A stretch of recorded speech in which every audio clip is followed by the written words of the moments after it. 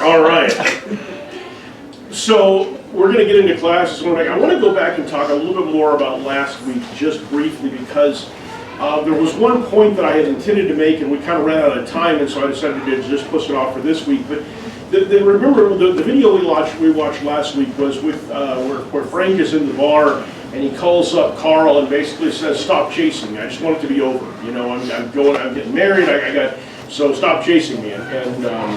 And Carl tells him, "I can't stop chasing you. You know, it's first of all that's not how it works because you stole all this money, and second of all, he says it's my job. I can't stop chasing you. That's what I do."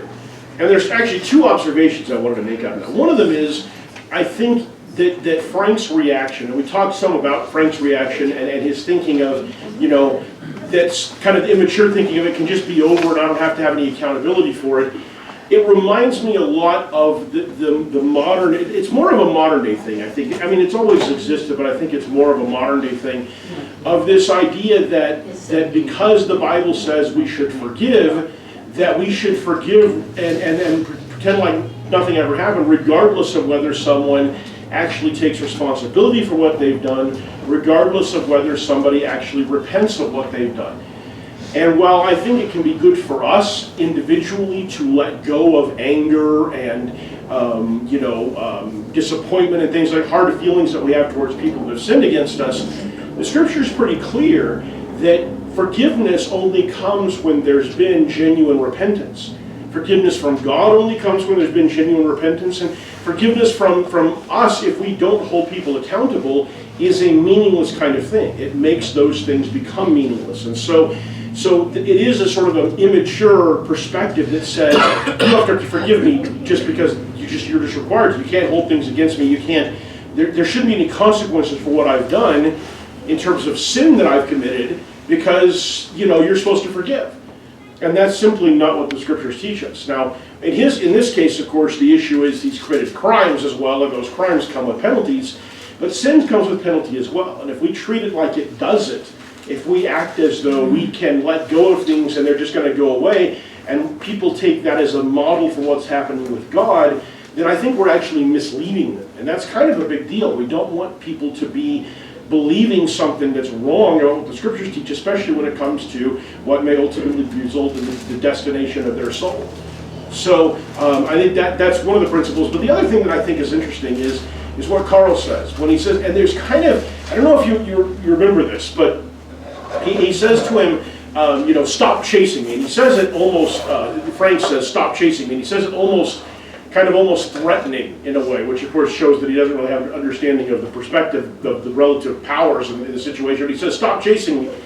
And with almost a resigned voice, Carl says, I can't stop chasing you. It's my job. And the way he says it, it's almost kind of like, I wish I could stop chasing you, but I can't stop chasing you. And I think it's kind of an interesting thing because it reminds me of, and obviously in a way this is directly contradictory to everything I just said, so take it for what it's worth. But it reminds me of the way we do sometimes get with our anger and with the things that we are pursuing after, perhaps unnecessarily, where we won't let it go because we can't let it go. We end up sort of defining ourselves by the hurt that people have done to us, by the things that have happened to us, and we keep chasing after a resolution that's never going to be found because the person on the other end of it, they've long since moved past it, or they stopped caring about it, or they died in some cases. That's the really fun one is when you got somebody who's got like deep-seated anger issues toward their parents and they're dead. You can't really, there's nothing they're going to be able to do now to make the situation better. It's really all on you at that point to say, okay, I'm going to let that go. But we do sometimes find ourselves in that place where we just can't let it go. And we need to find ways to do that. And again, in this situation, these are two different, I'm talking about two different situations here. One situation is someone who is not repentant, somebody who is not taking accountability for what they're doing, and the fact that we cannot try to model to them that God is okay with that. The other side of it is really what's internal to us and how we're going to handle the way that people hurt us and what that leaves behind in us. So there may be a third idea there that I may not be able to hold you accountable. that's going to be up to God. Yeah. And you read David in the Psalms, and that's a great deal of what he talks about. It's God's going to take care of it. That's just maybe a third. No, well, I think that's an element of both of them. You know, that if we say that there's no consequence, or we act in a way as though there's no consequence, then somebody may think God isn't going to do anything. And we don't want people misunderstanding that. But on the other side of it, absolutely, in many cases, we think that we should get justice, you know, and when we don't, we feel like something is broken. But the scriptures over and over again show us that a lot of times justice doesn't come in this life, and justice doesn't come from us, you know. That's something, as a prosecutor, I had to get used to. There were several cases that I lost where I knew the person was guilty. I just didn't have enough evidence to prove it, and I had to accept that. That's just the reality of the situation.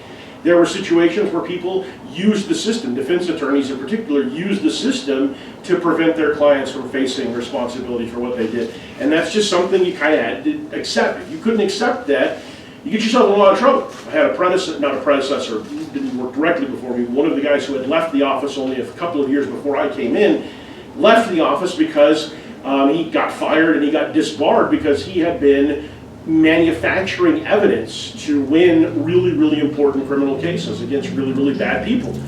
And while I sympathize with the mindset, obviously you can't do that in our justice system. Our justice system depends on, its strength comes from the fact that we play by the rules, especially the state's side of it. You play by the rules, because if you don't play by the rules, people don't trust the system, and if people don't trust the system, people stop following the system.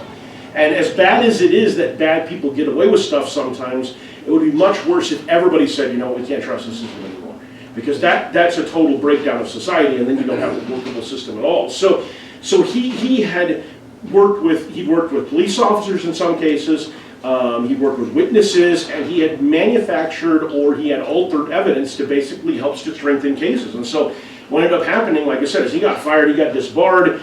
A number of his cases went back and either got dismissed or had to be retried, usually less successfully. It was a bad situation. It created a lot of chaos, and it was a very bad mark for our department.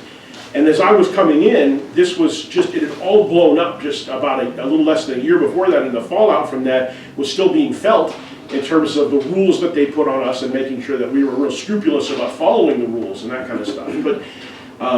But you don't always get justice in this life.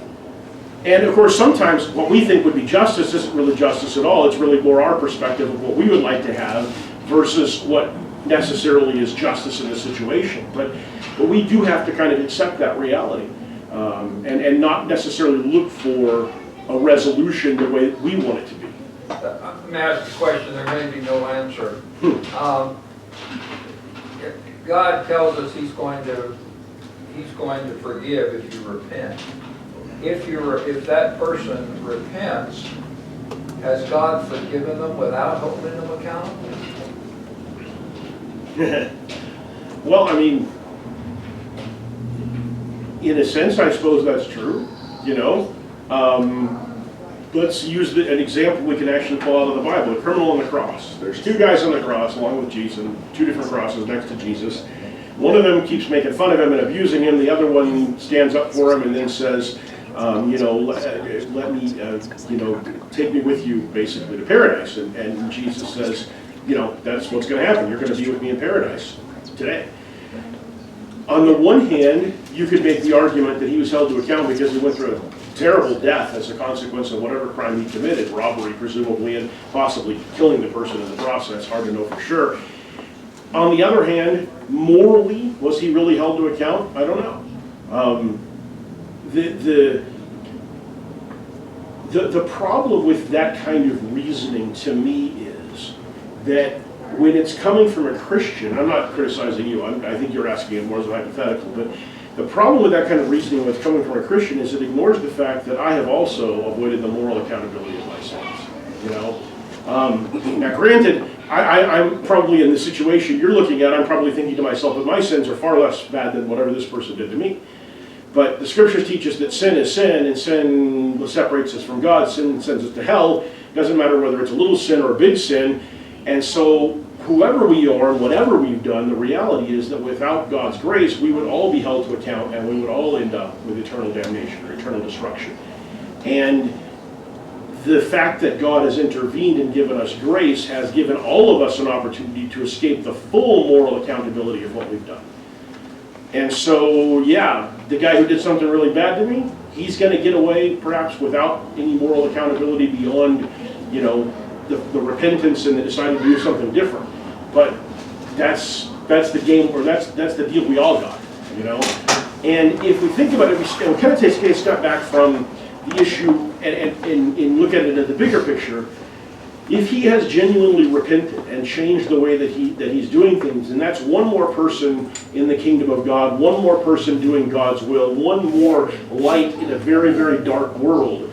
And isn't that really what we all want in the long run, in the big picture? Isn't that really what we prefer as the outcome of that situation, rather than him staying in darkness and then getting what he deserves, you know, at the end, kind of a thing? So I think we have to, it's hard because it's hard to look at something and somebody that's done something really bad to us and think in these kind of terms about that. But I think we have to do that if we're going to be able to deal with people who are lost and who are then found after them, you know. And so I don't know, it's not easy, but I think that's my perspective on it. So anyway. All right, any other comments about that before we go on to the next video here? Okay, so, let's see. All right, so where we left off was with Carl still looking for Frank. Frank has called him, wants him to stop following him because he's getting ready to get married. And so, of course, what Carl realizes out of that is, now I know what to look for. I know where to look in a general sense, and I know what to look for, which is to look for this, I've got a name, because he can't change his name because the girl knows him by that name, and I'm looking for a marriage announcement because they're getting married. So on one level at least, it would seem obvious to, I think, to many of us as adults, as rational thinkers, if you're in Frank's position, you can't possibly go forward with the marriage at this point.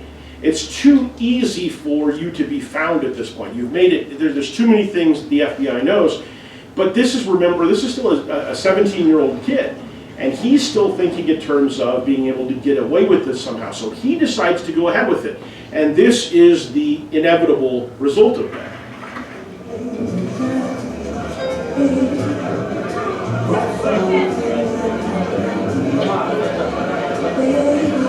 Congratulations.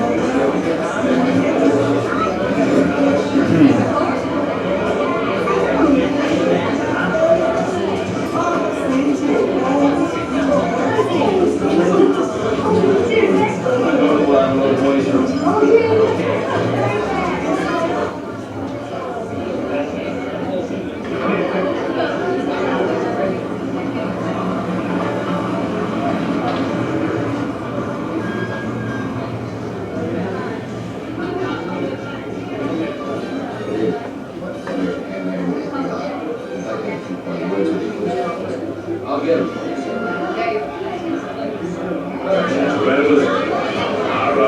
Hi, Ben. Good evening, gentlemen. I'm Roger Strong. Henry, FBI. This is Innocent Rescue and Fox. Sorry to crash your party, sir. Not at all. What can I do for you? It's not too much trouble. I'd like to meet the groom. Is there a problem? Honey, can you hold on? They're texts. My dad's screens, they're pressed, and we can't find it with our name. What did you do? What's wrong?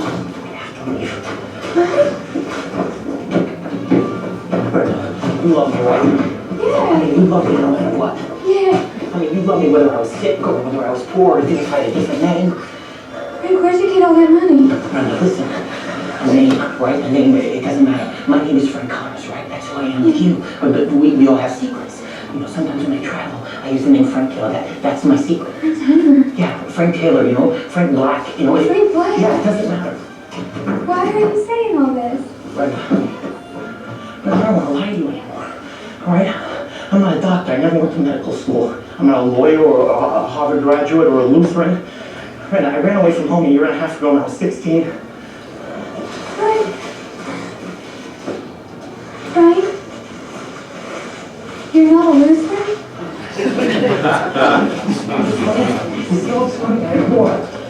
I have plenty of money. I have enough money to last us the rest of our lives. Look. Frank, stop teasing me. You're Frank Connors. You're Frank Connors and you're 28 years old. Why would you laugh at me? I want to know your name. You tell me your name. We can live anywhere we want. We have to trust me, Brenda. Do you trust me? Do you love me, Brenda? You love me? Hey, mother. This is Mr. Henry, my wife Carol. Mr. Henry. Daddy. Have you seen Frank or Brenda? I think they're upstairs.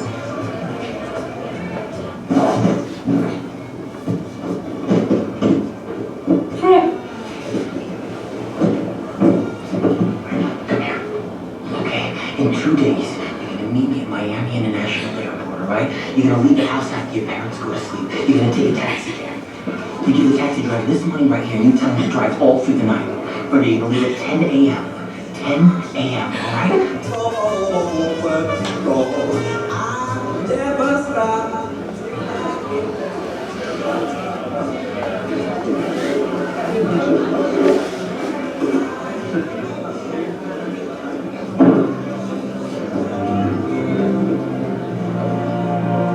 Which room, sir?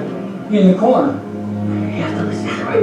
The international terminal in Miami, alright? Say it. No matter what. No matter what. You're gonna take a taxi. I'm gonna take a taxi. You're gonna be there at 10 I'll a.m. be there at 10 a.m. no matter what. 2 days. 2 days, Brenda. 2 days. Today I'll be there no matter what at 10 a.m.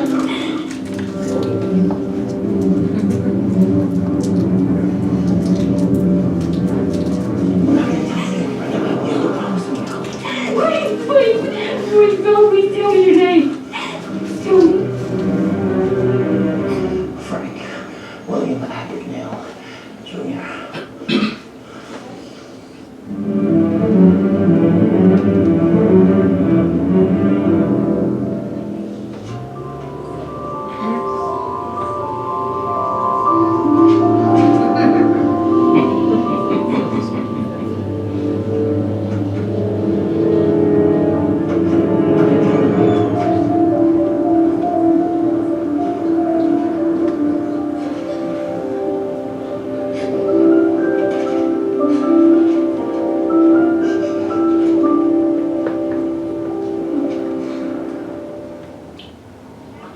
All right, so tell me what you see in this. What jumps out at you? He's freaking out.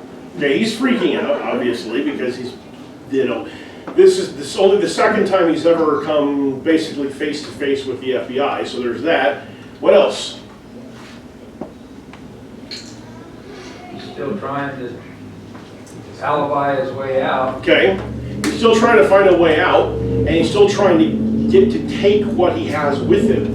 You know, not just the money, but this relationship that he's created. He's trying to take that with him somehow. Okay, what else?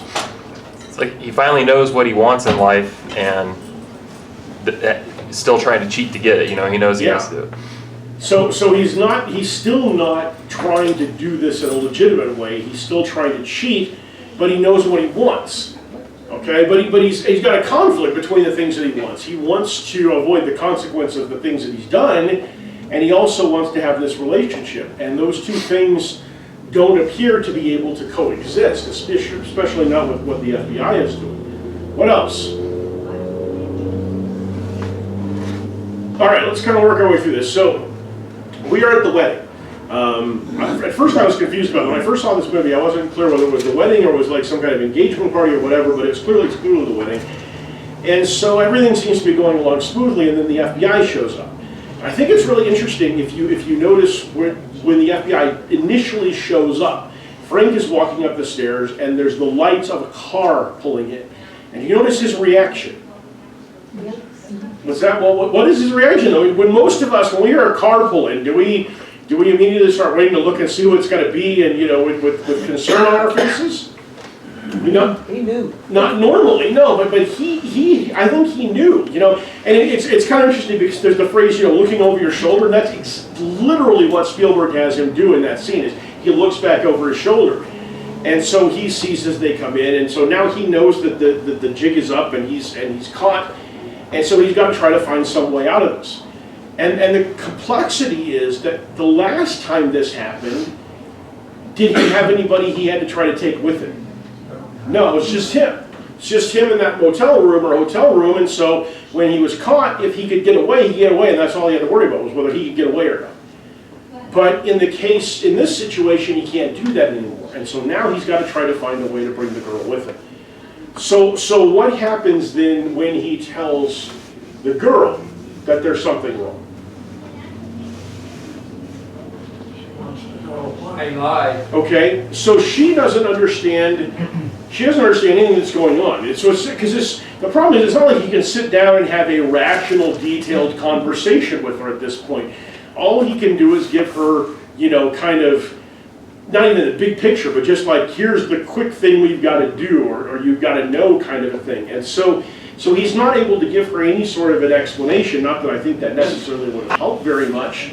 But that leaves her not understanding what's going on, you know, and only understanding that he is, as Gracie said, freaked out, and, you know, and so then he begins to pull these gigantic suitcases of cash down which I think is interesting. Nobody noticed that those were there before, but whatever. So she sees all this money, and with no explanation for it, and he's telling her that he's not who he says he was. And what does she end up focusing on? What of all the lies that he told her does she focus on? Lutheran? You're not a Lutheran, right? So, which, I don't know how many of you have been in a crisis kind of a situation where really bad things were happening, but that's absolutely normal. Your brain tends to focus on trivialities a lot of times. Why do you think your brain does that? Why does it focus on things like you're not a Lutheran as opposed to the bigger picture thing?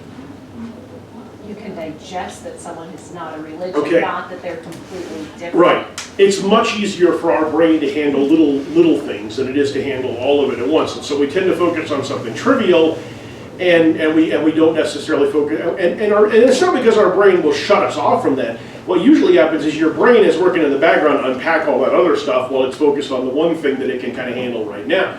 So it's not like we're just denying all of that. It's just, and she does gradually begin to grasp some of what he's saying to her, but not in the bigger picture. So then, of course, he has to give her instructions. This is where we're going to meet. This is what's going to happen. And then he climbs out the window and he's off and gone.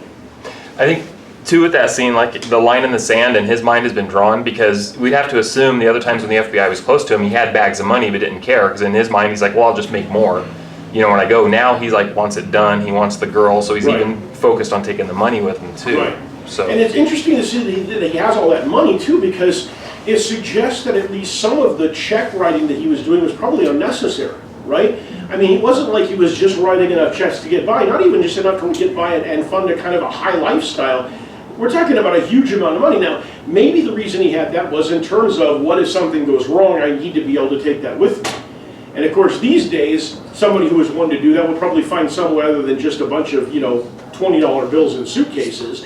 But maybe that's part of what's going on. But it certainly seems like part of it is almost pathologically where he just cashes these checks to just bring in money because that's kind of who he is. You know? Now he has a purpose for the money. Right, well, and Makes now a it certainly does. Before that, who knows? Because he had a good paying job. He is, with the law, well, the movie's a little vague about this, which is unsurprising because most directors don't understand the legal system as well as you'd think they would. But there's always seems to be this confusion about the fact that whether you're a private attorney or a prosecutor, private attorneys are not prosecutors, with one very limited exception, which doesn't apply in this situation. And so it kind of seems like he works for this guy's law firm, but it also seems like he works as a prosecutor. So I'm not sure which he's supposed to be. But either way, he makes money. He is not living in a situation where he can afford to spend a huge amount of money more than he makes, because people would have questions about that anyway. So this money is just money he's kind of kept hidden for an emergency, you know, or at least for, you know, the future. And so when he pulls it out, yeah, as you said, David, I think it is a lot. He's got to run, he's got to take what he's got with him and then go from there, you know. And he says to her, you know, we've got plenty of money, we can, you know, we can live fine, we don't have to worry about it. And of course, his history would suggest that that's not really true. But nevertheless, that's what he's promising here. And notice where he wants her to meet him. Where did he say to meet him? Not just Miami International Airport, what the international terminal. So what he wants to do, pretty obviously, is leave the country. Why does he want to leave the country? Yeah, well, if you go to the right place, there's no extradition, but more fundamentally, the FBI has a really hard time looking for you when you're in another country. And if you don't do anything illegal in another country, they don't necessarily have all that much of an incentive to try to get you back or go looking for you themselves. They might extradite you if you get caught, but they're probably not going to put a lot of effort in going looking for you if you're in their country, if you're not doing anything illegal, at least not in that time period. These days, a little bit more so with Interpol and a lot more international cooperation. But so he's looking to get out of the country and be done with it altogether, but he wants the girl to come with him. Okay, so we end with Carl, entering the room with his gun drawn and immediately realizing, number one, that Frank is gone, but number two, that what he's left behind is different than what he's left behind in the past. And so what does Carl immediately do? Holsters his gun, yeah. And so I think it's an interesting behavior on his part. Okay, so let's kind of break this down from more of a spiritual perspective. So let's start with this business that that Frank is looking over his shoulder when the FBI shows up. What does it have to do with the spiritual realities of sin and consequence? Feeling guilty. Okay, so we feel guilty. At least we do if we haven't gotten so far along that we've managed, as Paul says, sear our consciences. So guilt is a natural, proper human response when we do bad things. Now, there are some people who feel guilty for things they shouldn't feel guilty for. But in general, guilt is something that tells us that we've done something wrong and gives us an alert that we need to do something different than what we've done. So guilt is not a bad thing unless we have trouble letting go of it once we've received forgiveness, and then it becomes a different issue. But in Frank's case, that's not the problem. He's never taken responsibility for what he's done, so he legitimately feels guilty. But let's go a little bit beyond that. What does sin do for us or do to us when it comes to our relationships with people who are trying to live differently than that, trying to live righteous lives? What does sin do to us? The wedge. It's a wedge, okay? Elaborate on that. When you have somebody who is pure in heart and then they see the evil that you're doing, it's a natural thing that you're just going to distance yourself from that, and you're not going to want to, if he or she is wanting to go do things that you feel are corrupt, you're not going to want to join them in that, and so it just makes you further and further apart. Okay. Now, what if you want to have a relationship with them anyway, and so you cover up what you're doing? That's wrong. What does that do to your relationship? And it's a lie. It's based on lies. Okay. So one of the things we need to realize with sin is that, and I've talked about this before, that most people try to hide the bad things that they do, the bad things that are inside of them from other people to a greater or lesser extent. Very few people are upfront about everything that's going on with it. And very few people, if they're doing significant amounts of bad stuff especially, are upfront with the people that they care about or with people that that they interact with. They've got different faces they put on. The face at church, the face at work, the face at home. How they are with their kids versus how they are with their spouse versus how they are with their buddies at work. They have these masks that they put on. And one of the things that you find is that people live in fear of those masks falling off, of the people at home finding out how you are at work, or the people at church finding out how you are at home. They spend a lot of their mental energy concealing one identity from the other, and it can be exhausting, but it can also be very paranoia-inducing, especially if the difference is real big. If it's a minor difference, I really work hard to look really good at church, but at home I'm a little more easygoing. Maybe I go to a church where drinking is wrong, and at home I have a drink every once in a while. I don't want them to church to know about that. Some of those kinds of things we don't get quite so paranoid about, because it's not the end of the world if somebody finds out. But if there's the kind of difference that we have in this movie, where This girl thinks he's a 28-year-old Lutheran lawyer, doctor. I mean, and it turns out he's a 17-year-old grifter who's stolen $4.3 million from the government. That's a pretty big gulf.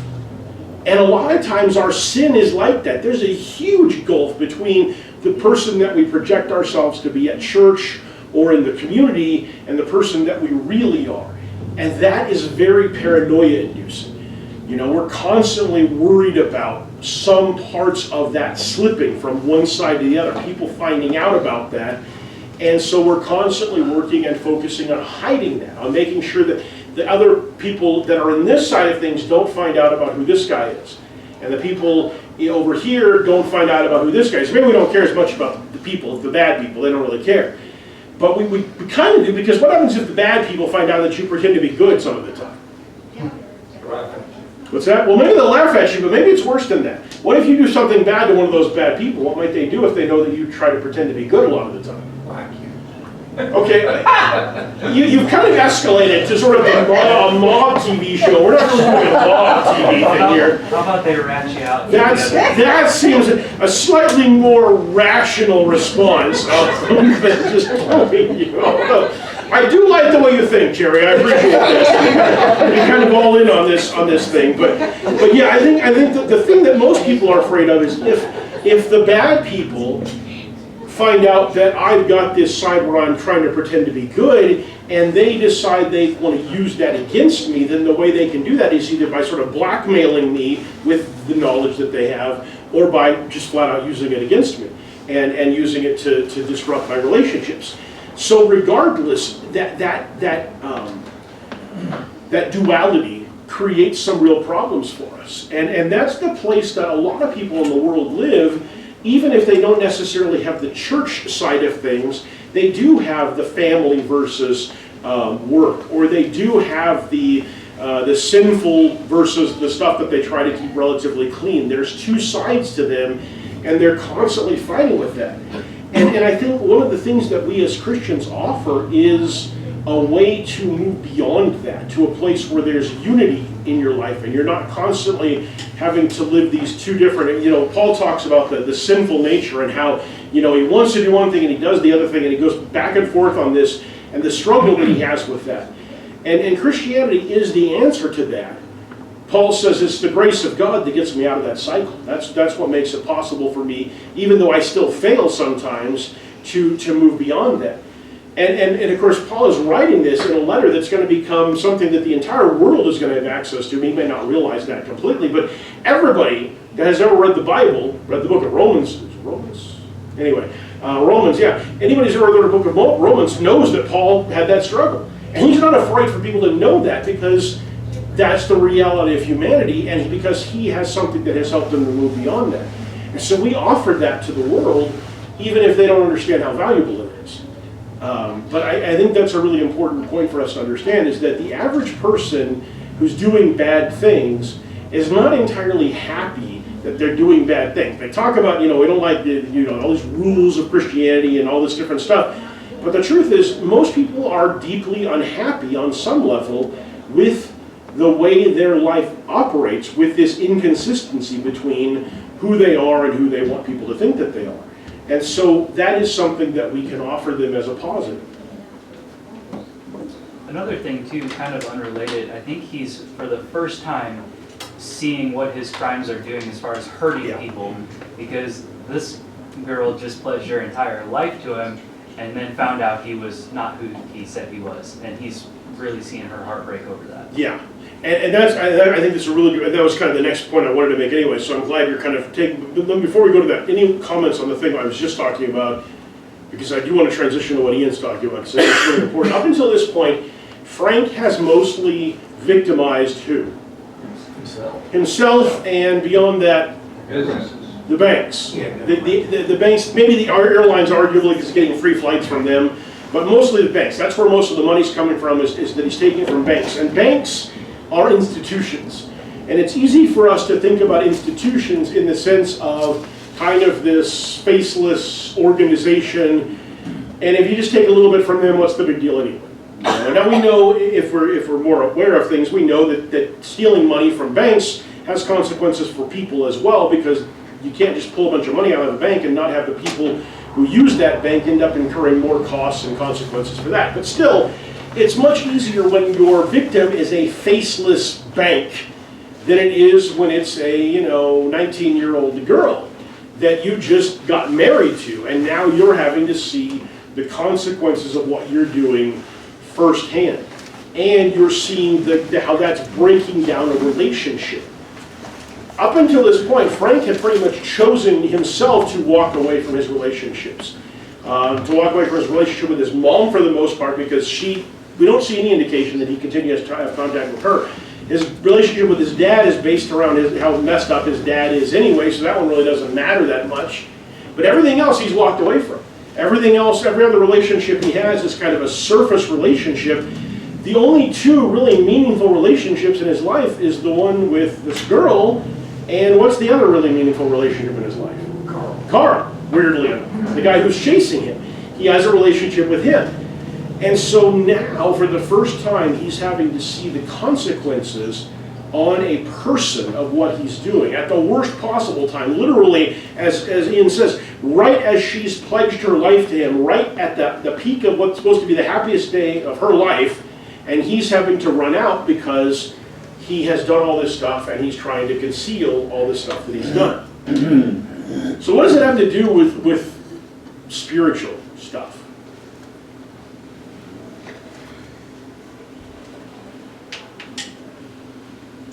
I guess one thing you could relate would be that if we are finally met with the realization of our sin and we run from that, or we face it.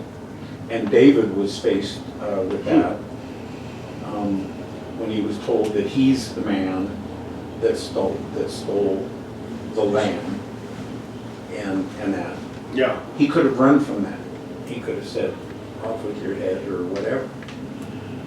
Yeah, he could have done what Saul had done numerous times when he'd been confronted with the evil that he had done, and he could have just, executed the prophet or just gone around doing whatever he wanted to do. So even though Frank has expressed a desire to end it all, quit, he's still running. Yes. And you notice what he says? He says to her, I don't want to lie to you anymore. Is that really true? No. No. What does he not want? He doesn't want to get caught. And he can't lie to her anymore, at least about some of that, because the situation has taken away his ability to lie. But here again, we're going back to that same kind of that worldly thinking of, I'm sorry. Well, I'm not sorry because I'm genuinely penitent about what I've done. I'm sorry because why? I got caught, and now there are consequences.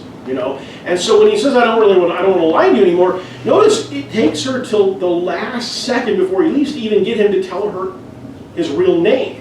He doesn't really want to be honest with her. He just wants to tell her enough to know that there's a problem so that she'll come with it. And so he's still very much in that mode of, I've got to run away. And I think that the critical thing about this, and I'm really glad you brought it out this way, Steve, is that even though he is obviously at least some degree cognizant of the fact that he's hurt this girl, who is he still thinking about first and foremost? Himself.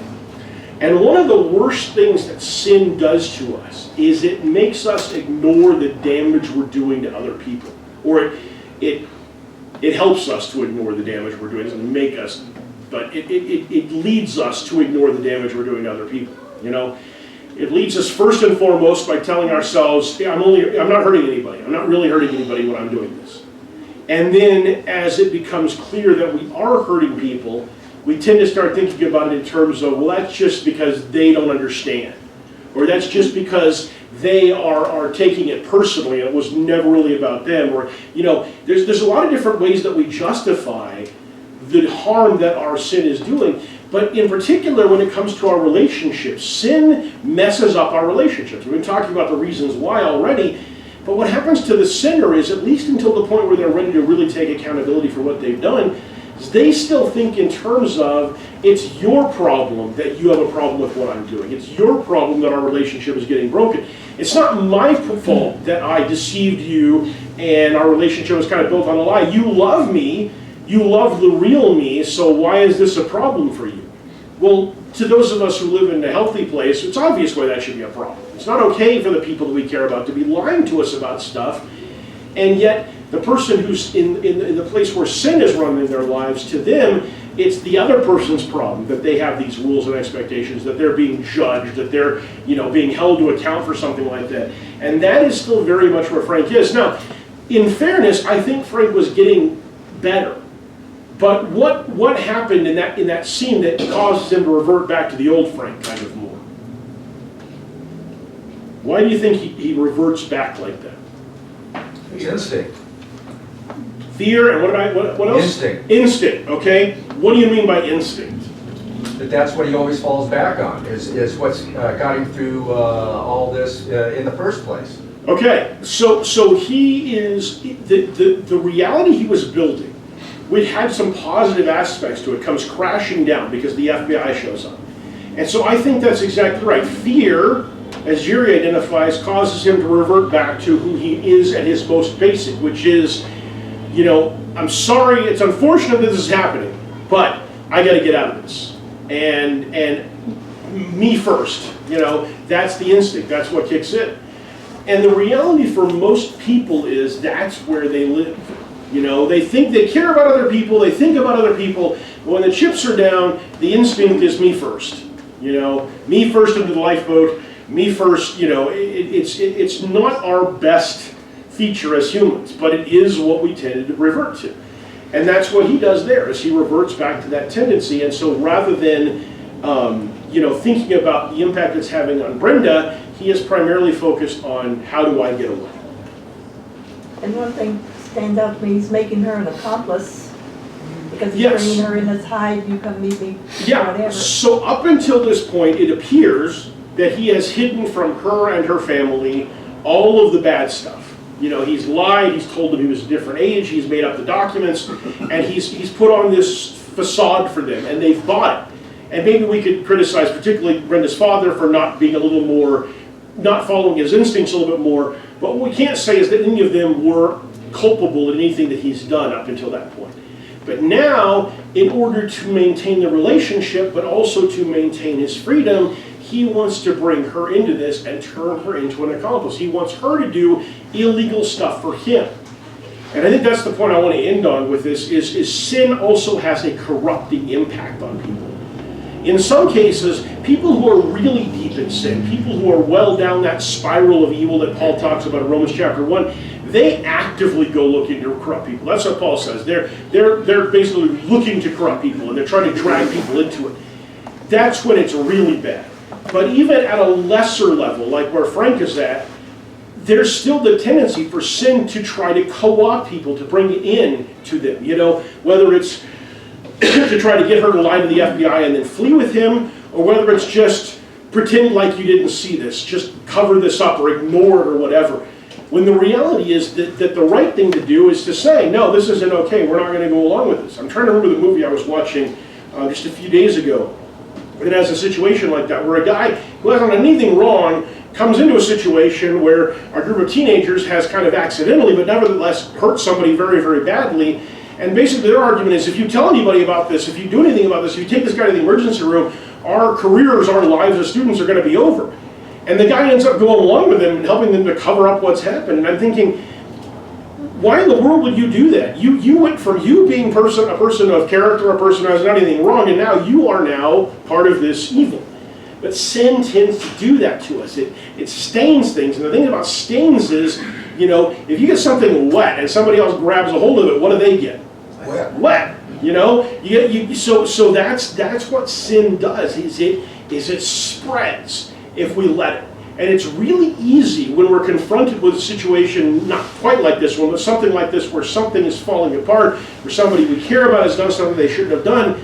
It's really easy for us to get sucked into doing the wrong thing to try to help this person out that we care about, or doing the wrong thing because it seems like a good idea in the moment. It's really important for us to realize that just because somebody's going to have to face consequences for what they've done doesn't mean that that's a justification or a logical reason for us to ignore the rules and to ignore the expectation that we will behave righteously.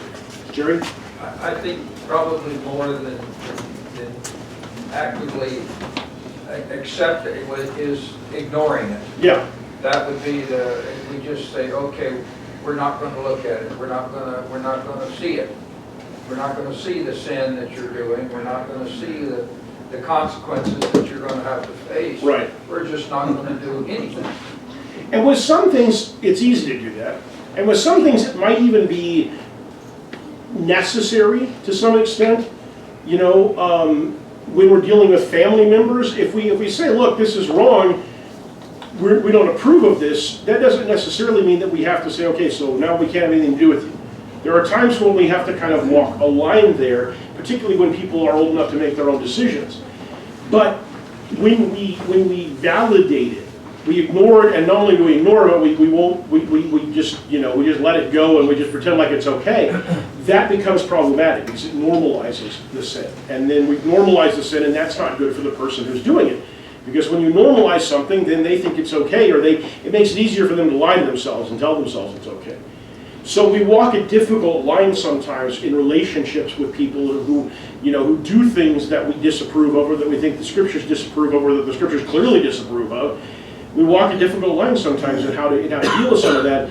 But it's really important that we not become culpable either in committing the sin or in giving people the sense that they are being approved of, or that they're being validated for what they're doing.